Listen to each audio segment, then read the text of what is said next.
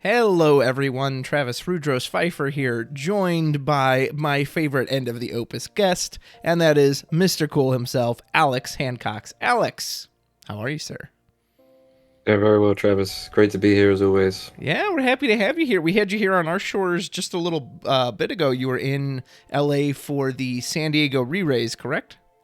I was indeed. Yep. Excellent. And then there was also, wasn't there like a light event surrounding you as well? There was supposed to be. I think it got postponed because of the Oh, okay. re-raise. I didn't know But, that. Oh, well, damn. yeah. I'm sorry to hear that. Well, either Hopefully, I'll way, be able to make it out. Yeah. yeah, I hope you had a great time. I saw some photos. It looked like you were cosplaying as Cloud from Final Fantasy VII in his Don Corneo dress. Is that accurate? I think that was me. Either it's someone who looks incredibly like me, one of the two. Yeah, But one or the other. yeah, something like that. Well, my friend, it's time for us to say goodbye to Opus 17. We're just a few weeks out from Opus 18 hitting our store shelves. And what did this was? No, Resurgence of Power is the next one. Rebellion's Call. That's what this one was called. I couldn't even remember the title. Yeah, that's right. Minwu was on the cover. Minwu was like one of the only FF2 cards we got, so it seemed a very poor title for this set. So, Yeah.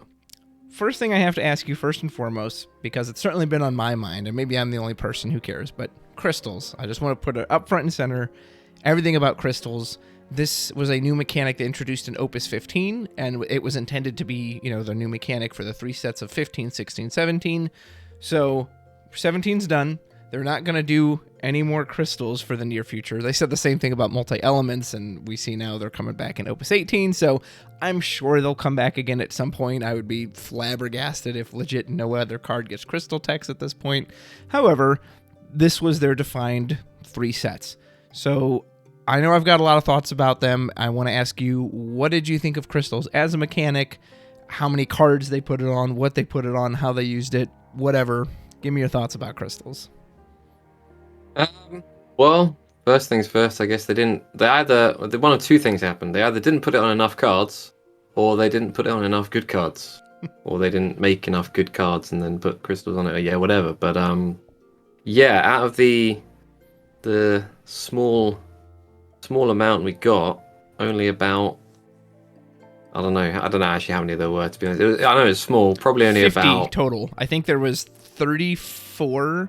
50. Yeah, I because there was 33, I think, in 15, and then there was 11 in Opus 16, and then there were 6 cards in Opus 17. So there's a grand total of 50 for the 3 sets. So if we go that one. So about 10 of them will blow. Yeah, that's rough. Yeah. Yeah, that's a low amount of good cards. Shame. Yeah. Why do you think Yeah. that is? Like, do you think the effects were just too weak? They were just hesitant to push the mechanic. What I know, again, I've got my thoughts on this. I'm curious to hear what you say. For me, the thing that I kept coming back to was anytime I would build a crystal deck, one, it required quite a few slots. So let's say I want to use Glaciella, I want to use Robel Akbel. I basically have to then dedicate certain backup slots to the crystal generators. And a lot of times I would see the generator without ever seeing the payoff for it. I could never draw Glaciella, but I've got all the crystals. Or the opposite. I've got Glaciella, but I don't have anything to give me crystals. So what do you think? Did you feel that way at all, or do you feel something else? There's definitely times like that in the sort of crystal reliant decks. I mean, I think first of all, there wasn't actually enough. There weren't enough good cards made to warrant actually playing crystal dependent decks by the end of it. You had good payoff cards like Lena, obviously Glacier this set, both in water, of course. But yeah, they even though they were very powerful cards, it just kind of became awkward. Like, especially because so many of them were in water, but only you get I think it's Oracle, the backup for water. That's the only kind of easy crystal generation you get on a backup, at least I think. Like, you've got Gao and stuff, and Realm was okay, but really these resources need to be generated like incidentally, sort of just as you're going along without trying too hard. I think that was the balance that was never quite struck, to the point that Glaciella kind of had to both generate a crystal and use it. I mean, you notice that with quite a couple of the legends they released. Lady Lilith did it first, Yeah. where she also can generate a crystal, albeit with a much higher cost. You need to remove a forward you control, but at least those two cards in particular were self-sufficient, and they had the ones like Lena, which had big payoffs. Not being able to generate crystals, which was fine, but they didn't have enough cards like that, which is why, realistically, the most often seen crystal card by the end of it now is Robo Bell. And even then, you still end up playing like 5, 6 crystal backups just to be able to have that likelihood of seeing it early as possible. Because if you have a Robo Bell and you have a crystal, you've got a 4 CP 8K that doesn't do anything really. So yeah, it's really weird striking the balance for the developers, obviously, and the player base couldn't seem to strike that balance quite either. That's something I hadn't considered until you just brought it up right now. I wonder if they could have had something like Orphan or like Lakshmi that says, hey, at the end of the turn, gain 1 crystal. When you go to your attack phase, gain a crystal. And perhaps they thought that would be too easy to have like something that continuously generated it for you, but somewhat what you said is otherwise you had these entry effects that, okay, well, the backup generated on entry, but even times, okay, what if I use them? Okay, well, now I just don't have any crystals left. So that would be an interesting idea to explore in the future. I'm so glad you brought up Robo Bell because he was my favorite card from Opus 15. And we talked about it then and how we liked him, that, you had to earn him and he was a payoff. For me, and I wonder if this bothered you at all, because overall I felt like the crystals were kind of weak, probably because, like you said, they didn't have enough good cards. They just weren't putting it on a lot of cards, period. I was a bit disappointed in how they didn't really change the way I played the game. I feel like multi-elements did, in a sense. There are these new cards that I have to pay 2 different elements for, so you can never just put a 2 CP one down by pitching a single card from hand. You always have to have excess. They had these unique interactions of, it's both an earth forward and a water forward, so it could get buffed by Waka and a Crow, or Kolka can search it out, but also Marrowweb can search it out. Whereas with the crystals, when you get down to it, Robel Akbel still says, enter the field, break something. But now, you enter the field, then you pay a cost, and now you break the thing. Like, to me, that just didn't feel very different. It's like, right, but it's still just a enter the field effect. I just now pay an extra effect for it. Did you feel that way at all, or is that just a me thing? Yeah, that's kind of what it was. It's kind of like they do the thing where you pay an extra cost when the card enters play, like 6 CP Pheno and stuff. They call that overdrive in chapters. This is kind of like an overdrive, but you can't pay for it with normal CP.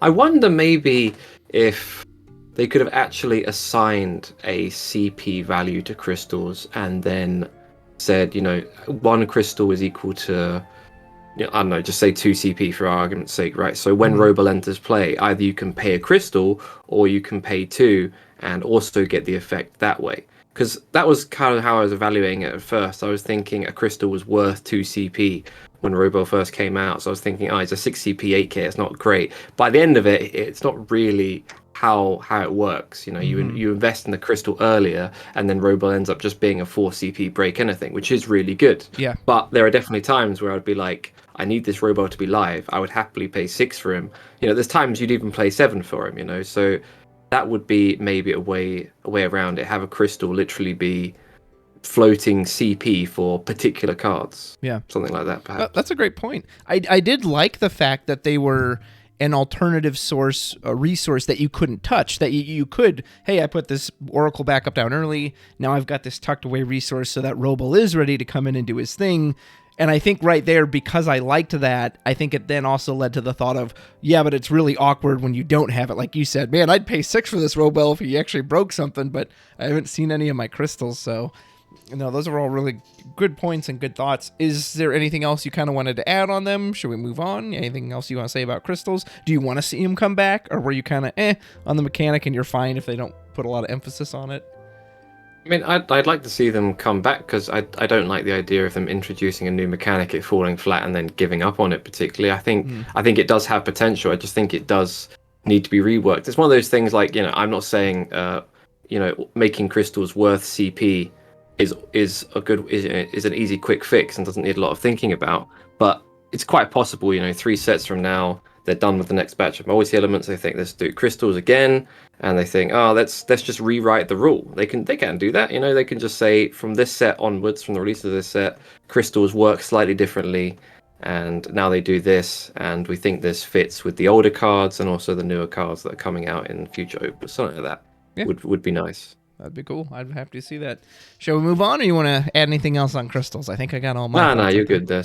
Yeah, awesome. Well, let's talk about some of the meta stuff we saw in Opus 17, and to me, how much it changed from when it first debuted, because crystals were kind of a big rage thing then with Glaciella, and everyone thought, oh, you've got these Brave Exvius characters, you can use all their specials. I know I saw Gargos a lot when the set first came out, and then it just like dropped off and it just kind of went back to what it always was, which is, you know, your super late game deck, which is mono wind, and by super late game I mean turn 4, and Avalanche still the premier. I'm just going to keep kicking your face in turn, you know, would you like to die in 2 turns? I would like you to die in 2 turns. Soirees weren't nearly as prominent, I feel, as they were in the past Opus, but they were still around, and they were still, to me, just as dominant when they were. So I'm going to pull up a couple of these re-raise tournaments. Let's start with the most recent one. You were at San Diego Re-Raise. You, of course, made the top 8 with a deck called I'm Viridian, looks like Mono Wind to me, and the finals of that were Avalanche versus Mono Wind. So tell me about Avalanche, Mono Wind, or you could just mention your deck specifically. What's going on with all this? Why is all this stuff so popular? Mono Wind is popular, and this format's very simple to explain. It's quite weird. You have a bunch of really good decks that all have a really bad matchup, and if you encounter that matchup in the top cut, you'll lose to it 90% of the time. And if you don't ever encounter the bad matchup, you will win the tournament in theory. So Mono Wind, its worst matchup that's something you actually see often is Avalanche. And then you've got Avalanche, which doesn't want to see like Rydia decks, anything with Palamporum, anything that can kind of. But Mono Fire is a really good matchup. Really, Avalanche doesn't want to play against Mono Fire because they do a good job at removing Barrett, stuff like that. And then you've got Soiree in the mix that doesn't really have any like particularly bad matchups outside of Mono Wind, and it just kind of has a good field versus everything, has the X-Burst. It's that kind of generic deck we always kind of see in the format. That's never the best, but it gets a few people in the top cut, so a lot of people like playing it. And then you've got all the other sorts that find their way into FF events. You know, the tier 2 decks that, you know, people like their pet deck, and it does well because, you know, the cards are still good. It can be aggressive when it needs to, yada yada yada, same old stuff. But yeah, seeing Mono Wind and Avalanche in the final for this one wasn't like a surprise for me, because the two players in the final were very strong players, and the decks are just what they are. But the top cut was interesting, seeing like some of the other things that made it in, like Bart Spoko made it to the top 4, for example. I couldn't believe that. I could not. Thing that knocked me out. Like I thought maybe I'd get knocked out by Avalanche if I came across it, but yeah, Bart Spoko was like, yep, you're just that match was over in 2 minutes. That was a rough one. I don't know how Oki manages to pull it off, because he played him straight after and won. But yeah, that's just kind of what the format ended up feeling like to me, at least in the West, that you just have like either you play Mono Fire, which is the deck that kind of has game versus everything, which I was almost going to play, or you just play a deck that beats 80% of things and loses hard to 20% of things, and just kind of hope you dodge the bad matchup. Yeah, that's a good point. Chris Matisky talked about that a lot with the Australian Nationals. When him and I were chatting about that, he talked about kind of just bad matchups, and that's what he felt like was really the only thing that could possibly ruin his day, was that if he had a lot of these bad matchups. He took Mono Fire, or particularly Samurais, as his second deck. They did a 2-deck format, so he won with Miracle Wind, and then what he called not Miracle Wind, but it was Samurais. And, similar thing, I would imagine he played Samurais very aggressively. I know he did in the one match I saw him, using the Nuhian legend of just, hey, by the way, whack, whack, whack, you're dead out of nowhere.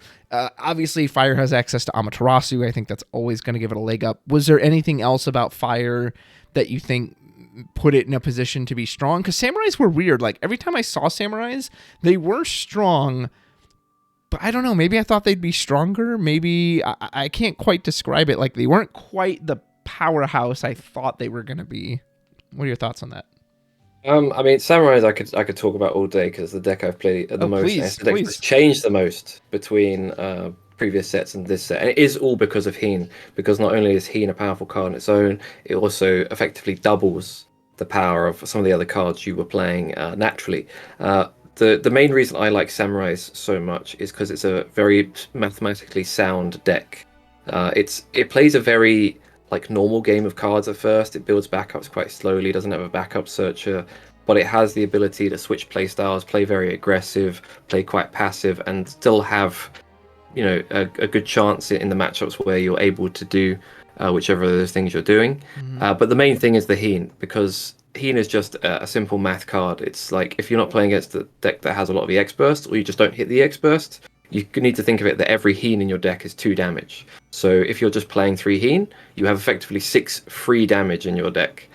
Because you're only going to really play the card when it's smacking twice, Sure. or when it's part of a Cyan board clear. So when you put Susanoo in the mix, any Susanoo on the board that either lives or you play in the same turn gets another 2 attacks in. So it could be as simple with Samurais as you put them to 3 damage and you just set up a board state where you just Susanoo Heen in the same turn. You just rinse your entire hand, or use the 4 CP Samurai backup that also came out this set that can revive Heen, and you do 4 damage out of nowhere and kill them. That doesn't always happen, that's the ideal scenario, but you just literally think of it as remove every single thing they play and just try and chip away whatever damage you can with your normal forwards, and then use Heen to deal the brunt of the damage. And that's basically how Samurai works. The reason it's so good as a meta call, I guess, is that Mono Wind, although it is definitely like super tier 1, people worry about playing it because it is quite complicated. It is a combo deck at the end of the day, and B, it does have the bad matchups versus hyper aggro. And I know North America in general tends to favor hyper aggro more than other regions, like Avalanche, especially stuff like that. So I just think a lot of people are afraid to bring in Mono Wind. So in a format where no one's bringing Mono Wind, or only a couple of people are, and you can just dodge them, you've just got a great removal suite. Like I said, Barret is easy to deal with because you've got the 4 CP Crystal Bahamut that can be reduced to 2 CP, so you can deal with Barret very efficiently. And you've just got good breakpoints and everything. Brynhilda kills small forwards, Zidans, Palam and Porum, it can kill Rydia under Chu Chaspel. Cyan is just an insane card. Tenzin's a good value generator. It just has all the pieces of a very sound, consistent deck. And yeah, consistency in this game generally is king. Beautifully said. Your consistency point is spot on. There are so many hands you can open within that deck that maybe in another deck would be dead, but even if you have to go turn 1 Cyan, you search out the backup, or if you want to go aggressive, search out Tenzin, slap him down. You can still do Tenzin turn 1. He's very valid against a lot of stuff. You can play little backups, boom, Heen out of nowhere where you die. I actually had that happen to me just this last week in RVA, where I was doing the math, and I was like, okay, even if he hits me with everyone, I'll be fine. And in the middle of combat, he sacrificed the 4 CP Samurai backup, brings Heen, has just enough to have it haste. I was like, oh, never mind. Okay, I'm just going to die because now this stuff's all attacking me twice. So, yeah, Samurai's was... and it's interesting. It shows just they keep giving it support, right? They got some new Gosetsu. They continue to get good standard unit backups for it. There's kind of that joke with Dragoons is like, well, when's the Dragoon that actually makes Dragoons Dragoons? Because they keep giving them Dragoons, They haven't quite tipped over that edge yet, like Samurai's has. So I'm really glad you brought all that up. I really enjoy that deck too. It's fun to see like a nice strong tribal. So I want to mention a deck too from the Sydney re-raise. I don't know what else to call it other than the Goblin deck, and I'm sure you've seen this. Has just this bonkers turn where you can turn 1 if you see Meryl Web, just something to search out Realm. Turn 2, you play the Realm on curve, pulls Atomos out of the deck and a Goblin. You play one other thing, it reactivates your bat, and they get like 3 or 4 goblins out of nowhere, and there's these goblins searching all these other goblins, and it's weird because I've seen it fail, and when it fails, there are times I almost wonder, like, how does this deck ever win? Because you blow your 3 goblins, and then you have nothing left, and you just die. And then other times, it just, like, seems to overwhelm you. Like, I don't know how, but crazy. Did you experience the goblin deck much? Yeah, I played with it a bunch quite early on in the set. It was one of the things I was quite kind of passionate about at first, and I played it enough that I was like, this isn't consistent enough to be played as a normal deck, so you kind of have to do what the guys in Australia were doing, and just kind of high roll with the Realm and hit the Atomos stuff and get set up really quickly, because it's one of those decks that were it less awkward, it would be fine. But it's the fact that if you play it mono fire, and there are samurai builds that have played the Goblin, and it's consistent there.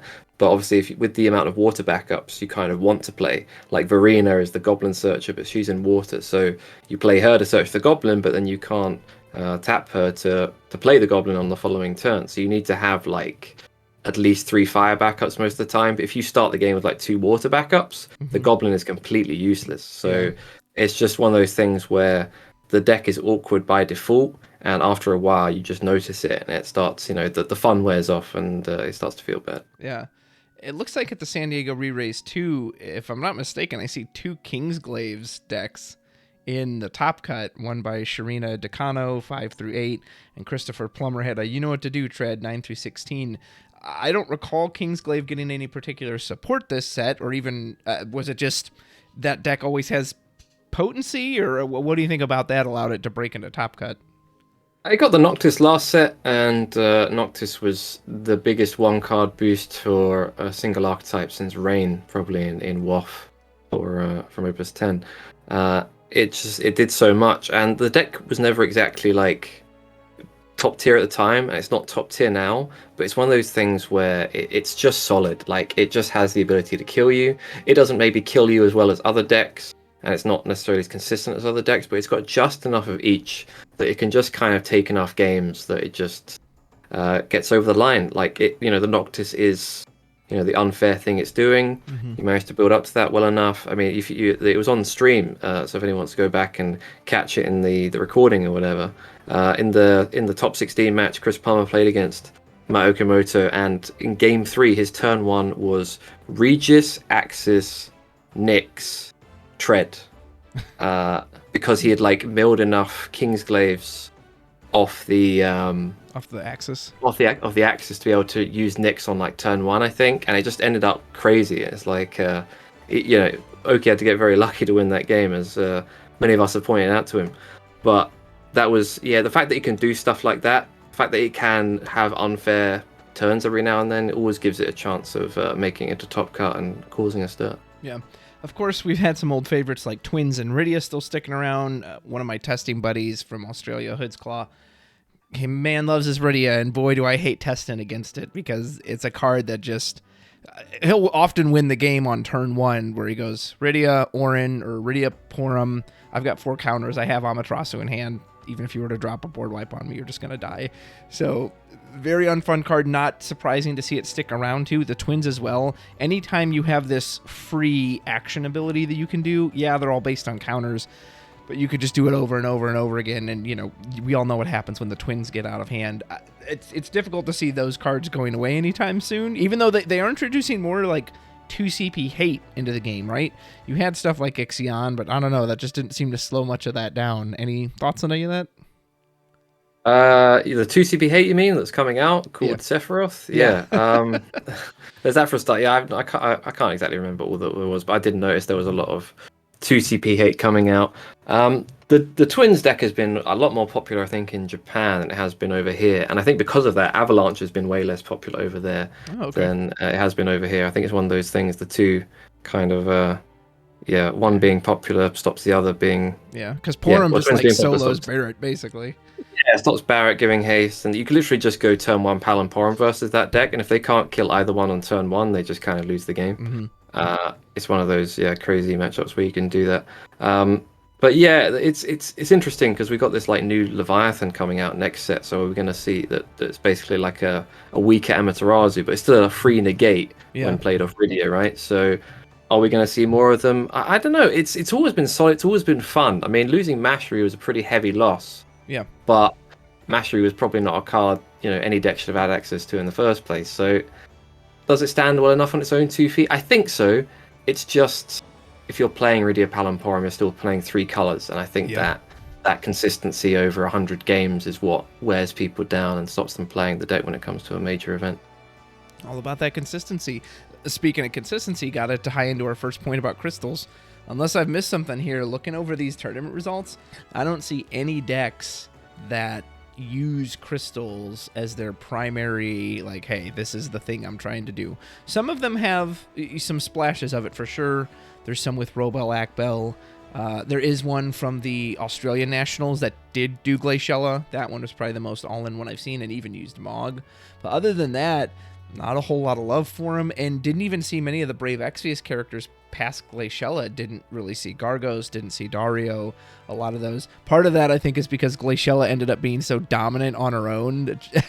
It was weird, because when she came out, it's like, oh, we can do these things with all these characters. And then she said, by the way, I can just kill everyone by myself, so don't worry about that. It was like, oh, all right then. Go ahead. Yeah, that was a good fun couple of weeks. Everyone trying to figure out if Wind Water made sense, trying to break a million backups with Dario in one turn. It happens to everyone. It's this weird new Opus effect. Where some people are aware of it and they just don't care. They want to have fun. Mm-hmm. But there are some of us that just sit there like we're playing some of the most garbage decks in the world, but we're like, yeah, this is going to be the new meta. This is the new hot shit. Can't wait to play. Put a million bio counters on or poison counters on with Gargus, break things with Dario, whatever other ones they were. The Samurai, Lightning Samurai, break those. Infinite crystals, infinite stonks. Yeah, it turns out when you're playing a bunch of black belt equivalents in 2022, doesn't quite work out the way you wanted it to in your head. Yeah, which is a shame, but. So I'll kind of like look at the Pennsylvania re-raise here. There was a lot of buzz about Ryan Chen's deck when he took it with this Earth Lightning. And in particular, I watch a lot of YYT, and Steve Dolman's always telling me how much he loves X-Death and Man in Black and these two Lightning cards. And they're undeniably good cards. They're undeniably strong, even stronger than I first thought they were. I actually probably underrated them a bit when they first came out, but seeing them in action, I've probably flipped now and thought these are kind of unfair, honestly, to a degree. But the funny thing was I was thinking about it, and neither of them really have lightning effects. Man in Black can make it so you can't attack or block. Well, that's an earth effect, and he keeps recurring your summons. Yeah, lightning has a little recursion, but again, that's kind of an earth effect. And same with X-Death, he's removing your break zone. That's mainly been an earth ability. So it's kind of funny that despite the fact that they are purple, they are really kind of earth-based cards. Maybe that's why they fit so well in earth. Maybe that didn't even matter. Tell me about those cards, maybe about that deck or those types of decks, especially because, you are Mr. Void himself. So were you satisfied with where your boy ended up? At first I was excited, and I was like not excited because no one could figure it out. And then by the end of it, we've kind of figured out some cool X-Death endgame decks. And that's great to see. The simple reason I think why these cards are in Lightning is because think of the repercussions on the game if they were in practically any other color. Yeah. if Man in Black was on color with Amaterasu, if X-Death was literally in any other color. Maybe not water. Maybe water would be a bad one for him, but you put him into even ice. Yeah, literally anything else. It's just because he's such a well-designed end game card that you kind of put him anywhere. Like ice would have been a nice place for him as well. Yeah, it's one of those things where you clearly see they're trying to improve upon what they know is a weaker, less kind of splashable element, and they're also just trying to not break the game, I guess. Because Man in Black is a seriously good card. They had to really go all in, make him a 5-mana 9k, make him quite slow because that effect is super powerful. X-Death, they really had to think about how many cards to hit the remove from game pile before he starts doing some madness. But overall, I think they're where they should be, which is maybe it's too fair. I don't know, but it's one of those things where you shift a decimal point one place too far, and you've got some Stern Leonis, Smashery Horn level of busted. So, kind of touching on that point, I want your thoughts on this. How do you feel about them shifting away from some of that element identity? And in particular, in the past, they've tried to keep stuff, okay, fire does the big bird damage, earth is whatever it does. And so I said with these cards, well, they're really more earth cards, but you bring up a good point. Man, if they'd put them in other elements, they would have been really broken. But we have started to see a shift away from some of that. For example, the new Sephiroth card you mentioned. It has an effect that when it attacks, you can break a forward of cost 2 or less. It doesn't have to be dull, which used to be, that is like the premier requirement for Ice, is that it had to be dull. Well, here maybe they're shifting away from that, maybe realizing, well, that's a real weakness for Ice and Lightning, right? If everything has to be dull. I can't tell you how many cards I play with an old friend who will play an old Lightning card and then go, wait, what do you mean it has to hit active? He's like, ah. But I also, part of me I don't want to see them lose their identity and see them all just feel the same. Well, they all just do damage. They all da-da-da-da-da. Do you care about that? Do you mind either way? Or for you, is it like, well, you know what? I want the cards to be good. So if the dull active thing is holding it back, if whatever else is holding it back, then yeah, we need to move away from it. How do you see that? The dull active thing is a pretty big deal. It's the big thing that's actually holding those two elements back is, I mean, Ice especially, the fact that all their removal needs to hit dull means all their removal is practically unplayable, and all the removal you do see doesn't specifically hit dull, it hits anything, you know. Like, the best removal they've got is a special ability called Feistless Premium Bullet, which is, like, pretty big ask to have 2 copies of Feistless in a deck with very little recursion, and that be your best source of removal. And every time they've tried to give it generic removal with stuff like Umaro, it's been a really expensive card. It's still been decent, but, you know, imagine they knock a few CP off that and finally we've got something good going on. The main thing I want to see uniform wise is, for Ice especially, like really wants it, is to just Ice to get a backup searcher. I think that kind of needs to be a uniform thing among every element at this point. That one of I think 3 things. I think they need a very defined boss creature, like X-Death. I think there needs to be something about the color identity that ends in this big threat. That, you know, the game goes on and long enough, and your opponent works towards the strategy and they gets it down. Yeah, it's not unbeatable, but if it goes unanswered, it wins. Yeah. Then the backup searcher is a big thing, and then the last thing is, if you're going to give 3 colors Amaterasu, give all 6 colors Amaterasu. It's a bit weird that, you know, Fire's getting it, then Wind's getting it, then Water's getting it, but it should just be a thing where you have to consider that something, your stuff can be cancelled in every single matchup, but there is a different circumstance to each card. I guess the biggest issue is that it's so easy for Fire and Wind, because they were the baseline for it, but they were so strong to begin with. Amaterasu is such a good card. Fina is like, you're getting to 4 backups anyway. It's so easy as long as you don't die. You know, I guess that's the disadvantage of Fina. You might die before you can actually start cancelling things. And Water, with this Leviathan, we're seeing, okay, you can't. The idea is you need Una for this card to be more cost effective. But yeah, maybe that's a good thing for the color identity. You know, make it a summon that Una can reduce, because Una's a big part of the color identity. I don't know how they do it for Lightning and Ice and Earth necessarily, but there's got to be a way to do it, and I think it should just kind of happen all at one go rather than dotted every couple of sets. It just kind of seems weird. Una water summons, the very first subject I had you on here for, so nice little through line. I loved everything you just said. In particular, I want to mention about the backups. Ice has several cards that actually want you to have mono Ice backups. The Crystal Exarch from Opus 12, which says, I get to play a free forward based on my Ice backups.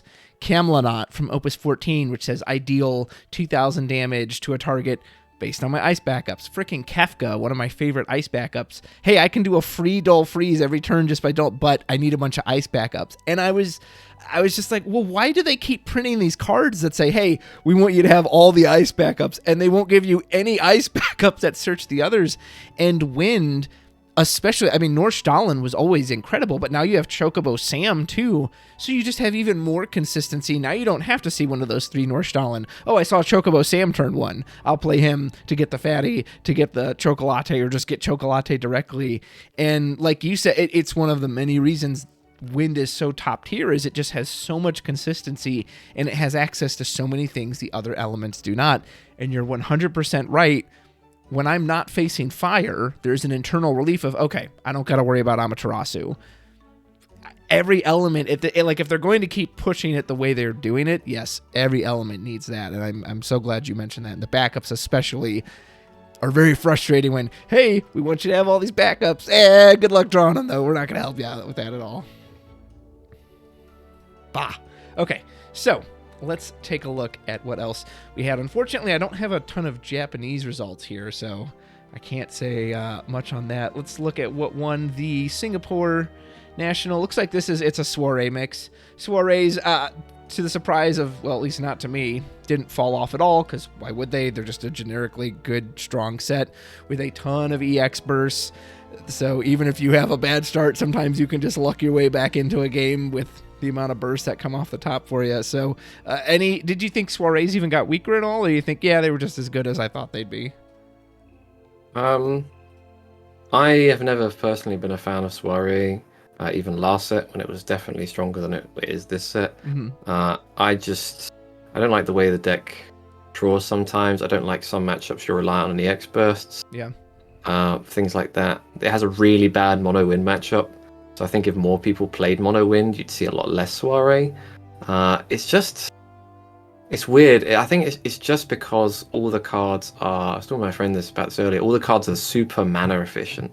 Yeah. So you kind of just get rewarded for playing the cards in your deck. I think that's why it does well.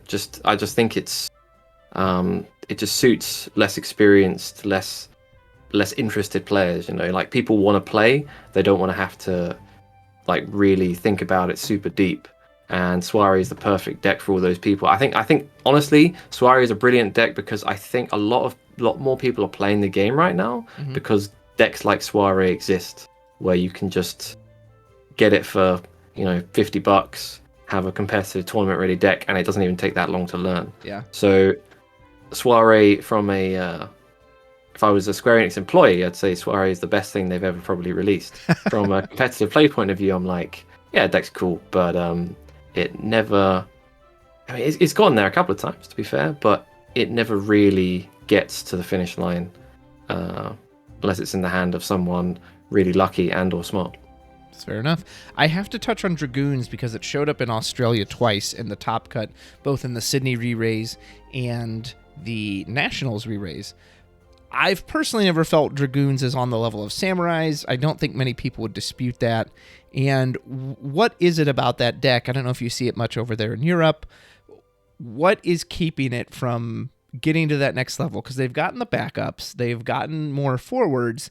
Is it that they are still reliant on Opus 3 Freya as their only meaningful board clear? Is it Alice? Because I've seen people, it's night and day what happens when you draw Alice versus when you don't draw Alice. Playing a Dragoons deck without Alice, it might as well just be, a bunch of pogs you're playing with. But then when Alice is out, suddenly it becomes, is it just that simple, or is there some other aspect I'm missing?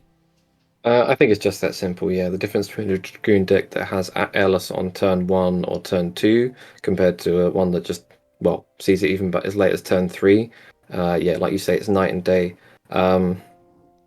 It's one of those things, I mean, like, if someone cared to do it, maybe someone has, maybe someone's just lucky enough to do it naturally, but how good of a deck is Dragoons if you can play Alice on either turn 1 every game or, like, on turn 2 with, like, a solid curve? Is the deck tier 1 because of that? Because yeah, there is a way to search it. There's the Saro water backup, obviously, that requires you to then mix the water cards in. But yeah, I played against it. It was my bubble game in the San Diego re-raise. I'm like, I'm just going to lose. He's going to play Alice turn 1 against my mono wind deck, and he's going to kill me by like turn 4. And he didn't see Alice ever. And I was like, wow, I literally feel like I'm playing against a deck from like Opus 3, Opus 4. It was crazy, the difference was. And I was just like, yeah, I just do the motions here. There's literally nothing he can do. There's barely anything I need to do. Yeah, so I don't know how you fix it, if it is just Alice on turn 1 or if it just needs more good cards. But it has some really good cards. It does, yeah. So I think it's just... Yeah, I think it's just Alice. I think the deck just needs to draw 3 cards a turn, and that needs to be its unfair thing. Maybe they should make a rule that's outside of the game. When you go to an event, you call the judge over and you show him your deck. Sir, I'm playing Dragoons. I go, okay, here's the mandatory Alice. We just put it on the field turn 1. Okay. Put it on the field, yeah, no payment. Yeah. They just get to, they have to go second, but they get to start with it. And yeah, that way, otherwise he's playing an Opus 3 still. That's pretty funny. Were there any other decks that like stood out to you, or that you thought of in the meta, or maybe cards you thought decks would be built around that never showed up? I should have reread your Opus 17 initial review before we did this, so I could have had your original thoughts fresh in my mind. But maybe I should have as well. Is there anything? Because we've But no, got it's probably really just the crystal stuff. Like, I did think Laciella was going to see a decent amount of play, and then it just kind yeah. of fell flat. And everything else that was kind of expected to see play did. We saw Samurais because of Heen, and we saw Mono Wind because of Luso. Hmm. So I don't think it really came out of the woodwork because of particularly new cards. I don't think so, no. No, I don't think so either. So, in general, and I kind of want your thoughts here, where the game is at right now, at the end of Opus 17, Opus 18, I'm going to ask you the positive first, then I'm going to ask you the negative. So think about both. So positive first. What do you like about FFTCG and where it's at right now? What are some things you really enjoy about it? What are things you want to see continue? It's got for a set with no rotation that's coming up to 18 sets old.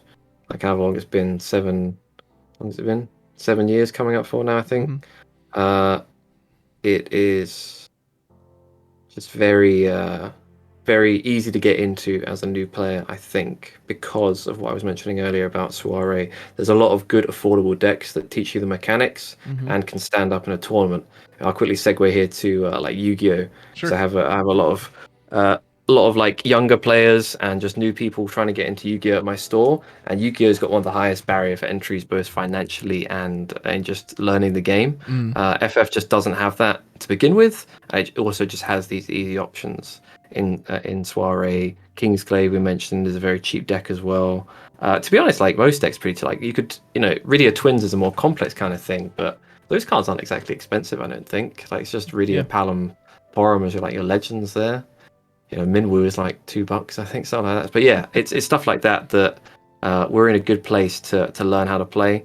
And with Worlds coming up in Japan, I know that got a lot of people into Pokemon for this year because Pokemon Worlds is in Japan next year as well. I think if they advertised Worlds being in Japan a bit more, then you would probably just draw in a few new players who, maybe don't expect to get there, but they think it's worth a go because man, it would be cool to go to Japan, right? Mm-hmm. Absolutely. Gosh, I would love to visit there. It's been my dream trip since I was a kid. Okay, Yeah. that sounds great. So I'll also kind of piggyback on some of the positives. It's sometimes hard to separate whether I think like it's a truly cool thing about the game or if it's just my nostalgia. But I mean, I love when they cater to a certain game. So, for example, my favorite deck this set was the Final Fantasy VI stuff with Edgar and Sabin. It wasn't top tier by any means. I had my frustrations with it. It felt like it was unduly nerfed. But when I get Edgar out and Sabin out and Old Lock and it's all that Amano artwork, it just pulls on my nostalgia strings. That was the first game FF I ever played. I've played them all. And it's just like, wow, this is really satisfying. And so there is still a feeling of like, yes, I am playing the Final Fantasy game that I like. So that is something I hope they continue to push in the future. So let me ask you the other thing. End of Opus 17, we're going into 18. What are some things you would like to see them change or stop doing or anything of that nature? Change, stop doing. That is a good question. Probably stop giving Wind any more broken cards. Probably doesn't need any more broken That would be cards. Like nice. just a bit more balance. Like I feel like I haven't actually deeply thought about this, so this sounds like almost quite an arrogant comment, but it's like sometimes they choose a direction they want the game to go, and then they change their mind like halfway through their kind of block of sets. Like they did this crystal mechanic, and it feels kind of half-assed by the end of it. We're all expecting a big climax, big payoff, and Yeah. nothing really came of it. Like I was talking about earlier, with giving every element a boss monster like X Death, it feels like something they should do. Maybe they do want to do, but they just can't. I don't know. They just haven't quite figured out the perfect way to do it yet. I don't know what goes on in the office, right? What happens with the development team. Yeah. But it would be great if we could just kind of know what the goals are. You like said, do we want to keep each element keeping its identity? I mean, yes, but not if the cards are going to be terrible. Like, Right. not if the cards are always going to say break doll forward or, freeze one character, Yeah. something like that. Basically, ice cards. I mean, ice cards are so close to actually being good, even with how many bad ones there are, that I would just like to see. I would like to see those lacking elements come back a little bit more, and that's kind of what I want to see change. I mean, I'm looking forward to another round of multi-elements. I think Opus 12, 13 and 14, Mastery and Stern excluded, and probably the Doga and Sophie kind of debacle. Otherwise, those sets were really good. I mean, if it takes for them to release a wave of like really good cards and have to end up banning or limiting a couple of them, whatever. I'd rather things just get pushed the boat out, things shook up a bit, and we get some really interesting new decks coming of it. So I'm really excited for the multi elements, and I hope they keep whenever this multi element trend finishes again and they move on to something else. I hope it's as exciting as multi elements and doesn't fall flat like crystals. Yeah. Fully agreed. I love your point about ice cards too, because in particular with those, as someone who actually plays a ton of ice, they keep printing discard effects, and for a while there they like stopped, and now they're coming back. But they print discard effects, but they don't print more payoffs for discard. I'm still waiting for a new Sid Alstein or something that says when their hand is empty, boom, send them to Chi-Town. Obviously they still have Physalis, but that was from Opus 13. That's going to be 5 sets ago now. So I would like to see more of that. And for me in particular, 2 things. One is variety. I've been playing a lot of Magic the Gathering lately, both in person and on Arena. And there's this deck I found, which is a samurai deck, but it's very interesting because it's built around attacking with a single forward. Like all these different samurais say, hey, if you attack with a lone samurai, you get these buffs, you get a second attack phase, da-da-da-da-da-da. And they actually made it worth it to attack with this single samurai. And I feel like every time FF tries something like that, like, all right, if you jump through these 10 hoops, we'll let you draw a card. And of course, all the players are like, well, this card lets me draw a card for free every turn for nothing, so I'm just going to play that. So I feel like they haven't done a great job of, they have these like creative ideas, but like you said, either they just don't push them enough or they don't support them enough or whatever. Another thing, I would just like to see more counterplay. Something you wrote in one of your articles, I can't even remember which one it was, but you said interaction is the reason I play Final Fantasy, and that really resonated with me. And a card like Man in Black, and maybe you can help put my words into my feelings into words here.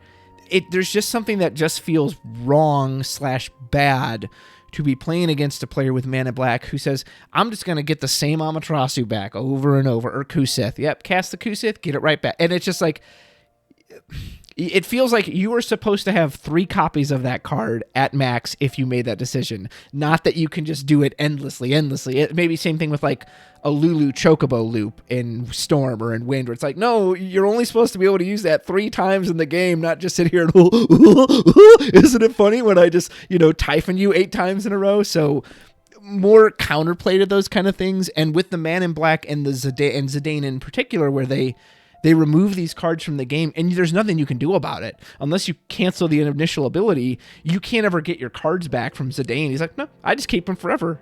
Fuck you, buddy. They're mine now. Same with Man in Black. No, even if I die, these summons just sit there forever that I always have access to, and I don't like that feeling. I don't know if you relate to that at all, or if you can maybe say why that feels as bad as it does for me, or maybe you love it. I don't know, but. Zidane is a feels bad card for sure, because it takes away your opponent's cards. No player has a hand in it. It's not player skill ever if Zidane hits something good, something broken. I mean, they're not always necessary when I get good hits off Zidane, but I remember 2 very very clearly. One was a Shantoto at the Re-Raise event that I took off as Zidane. I didn't need the Shantoto, I don't think, but it kind of trivialized the game from that point.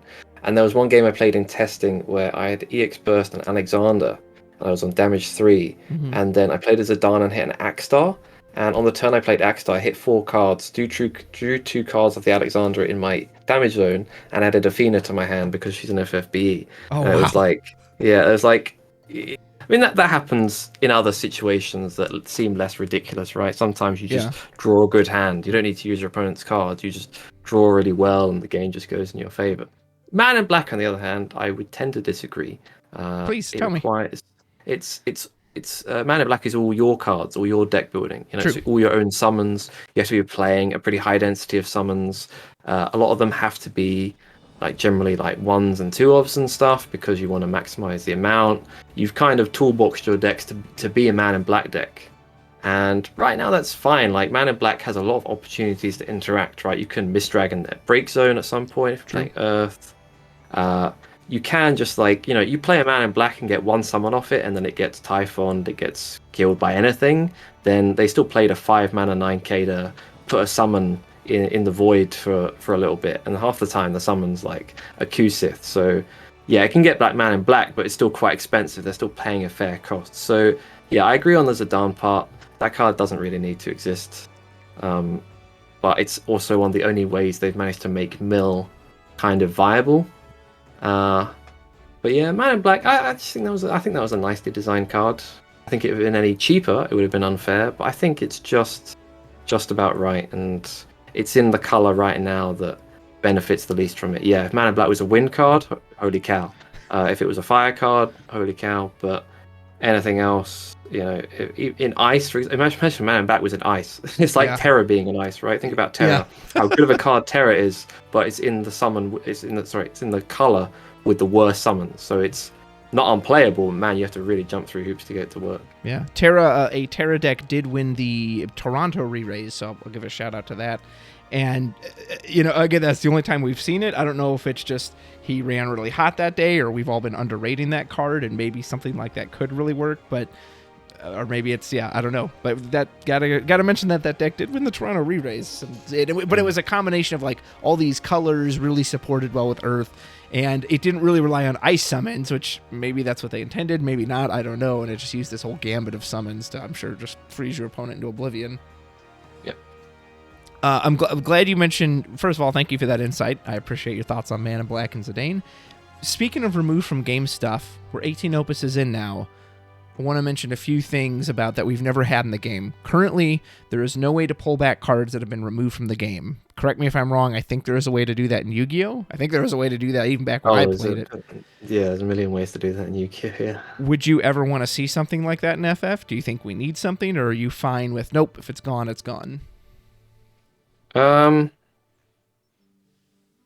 It could happen in some way. I think stuff like Mist Dragon is so, like... Because Mist Dragon just takes everything in the break zone. There's no thought. It's not like choose up to 5 cards in your opponent's break zone. It's just remove everything. And it is pretty cheap for what that cost is, especially when you use it reactively. So they end up negging on CP, because they lose their target. Yeah. So because of that, there probably could be a punish for that.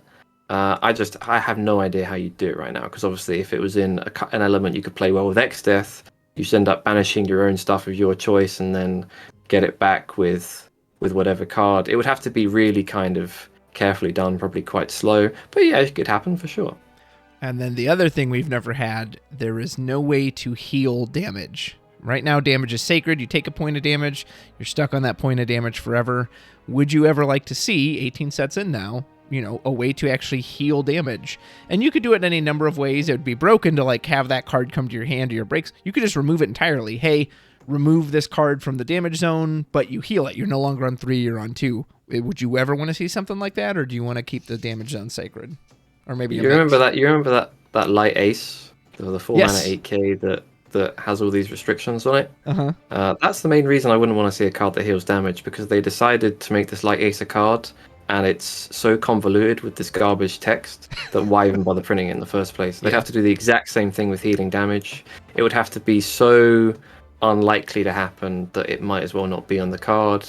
And if the card's like not centered around, like what's it going to be, like remove 30 cards in your break zone, heal a damage, like something, or 26, like a number where you can only ever do it one time.